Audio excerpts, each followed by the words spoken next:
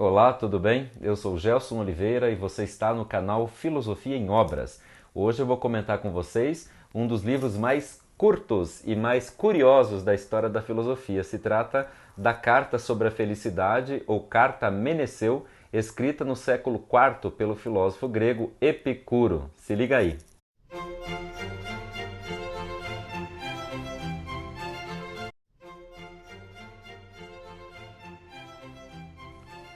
Diz a história que por volta do ano 306, Epicuro chega a Atenas e compra uma propriedade na periferia da cidade, aonde funda então a sua escola de filosofia, que ficou muito conhecida como o Jardim de Epicuro.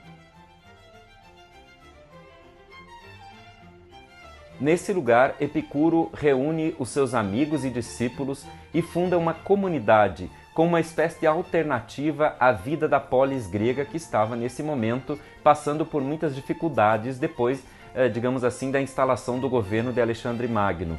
Então aí, nesta comunidade alternativa, os epicuristas cultuavam aquilo que seria um dos pontos centrais da filosofia epicurista, a ideia do prazer. Ao contrário do que muita gente pensa, a busca pelo prazer e a fuga da dor, que poderia ser considerada uma espécie de centro nevrálgico da ética epicurista, não significa a entrega total aos prazeres da carne ou ao hedonismo.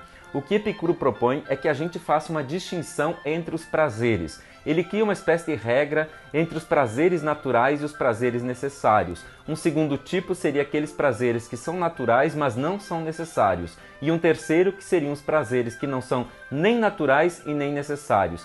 E para Epicuro, portanto, nós deveríamos sempre nos preocupar, nos empenhar na busca dos prazeres naturais e necessários. Dou um exemplo: comer.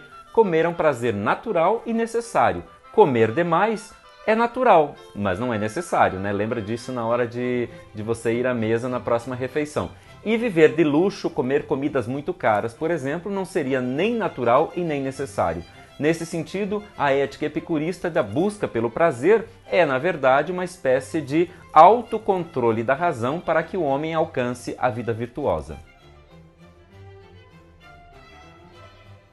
Muita gente sempre pensou que essa iniciativa de Epicuro fosse uma espécie de alienação política do filósofo, já que ele se recusa então a participar, a seguir as normas da polis grega. Bem ao contrário, Karl Marx, na sua tese de doutorado sobre a relação de Epicuro com Demócrito, acaba por afirmar a ideia de que ali estava, na verdade, uma espécie de experiência política, ou seja, quando Epicuro funda o seu jardim, ele acaba por romper com todas as regras hierárquicas separatistas que, digamos assim, eram marcantes ou marcavam a comunidade da polis grega. Então, ao invés de ser uma experiência alienante, era, na verdade, segundo Marx, uma experiência politizada.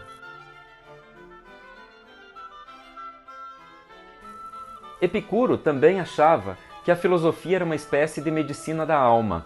E ele achava também que, como nós temos a medicina do corpo, que cuida então das doenças do corpo e que explica essas doenças a partir dos agentes externos, também a filosofia poderia explicar as doenças da alma a partir dos agentes externos. Epicuro sempre se preocupou em mostrar que nós deveríamos, para alcançar a sabedoria, depender apenas de nós mesmos. É isso que levou, por exemplo, essa comunidade a ser uma comunidade autárquica, ou seja, uma comunidade que não dependia de todos os outros, vamos dizer assim, de todos os outros requisitos da vida da polis grega, a vida política. Então eles fundaram uma comunidade em que indivíduos e a própria comunidade, o próprio coletivo, era, digamos assim, autônomo.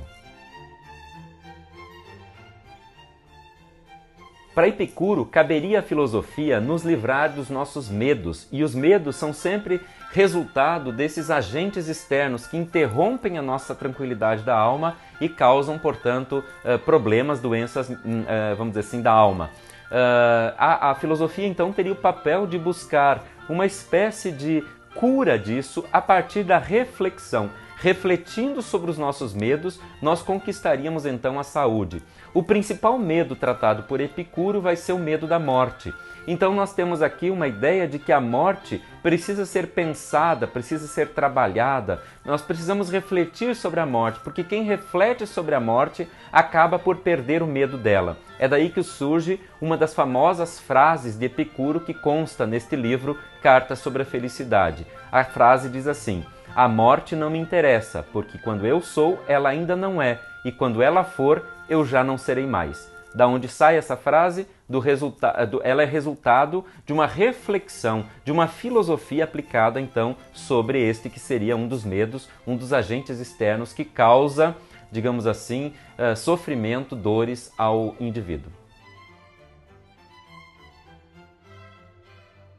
Acostuma-te à ideia de que a morte para nós não é nada, visto que todo bem e todo mal residem nas sensações, e a morte é justamente a privação das sensações. Aqui aparece uma coisa importante, que é a influência de Demócrito na filosofia epicurista e o modo como Epicuro trata a morte a partir dessa perspectiva, já que ele deixa muito claro que as sensações elas desaparecem com a morte do corpo. Então, portanto, por que a gente teme uma coisa da qual a base dela, que é o medo de sofrer, por exemplo, da dor, não seria mais possível.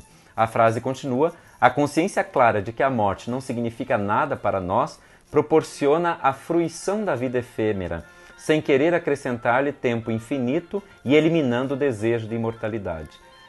Não existe nada de terrível na vida para quem está perfeitamente convencido de que não há nada de terrível em deixar de viver.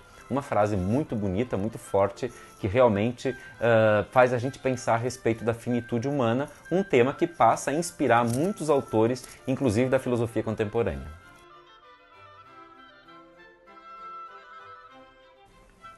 Uma das frases mais famosas sobre Epicuro foi escrita precisamente por Friedrich Nietzsche, no segundo volume do Humano Demasiado Humano.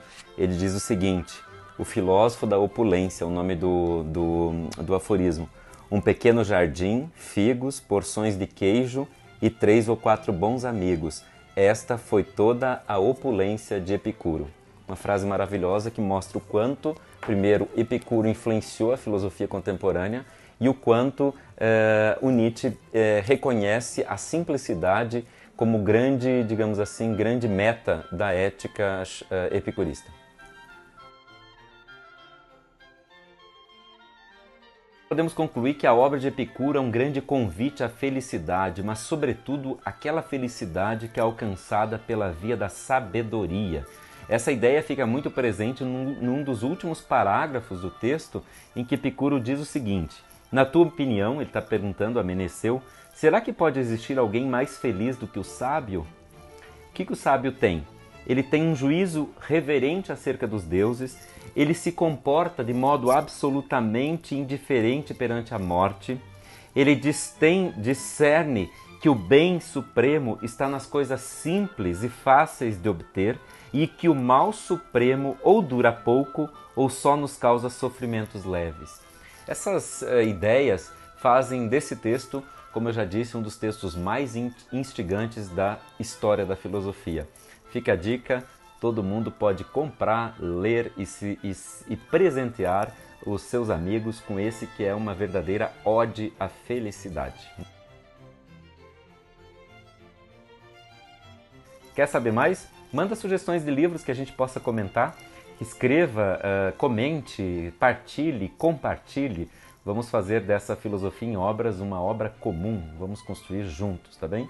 Não esqueça de se inscrever no nosso canal e divulgá-lo para a gente poder cada vez mais conversar nesse momento tão importante a respeito do papel da filosofia na construção da vida feliz e do bem comum. Um grande abraço a todos e todas.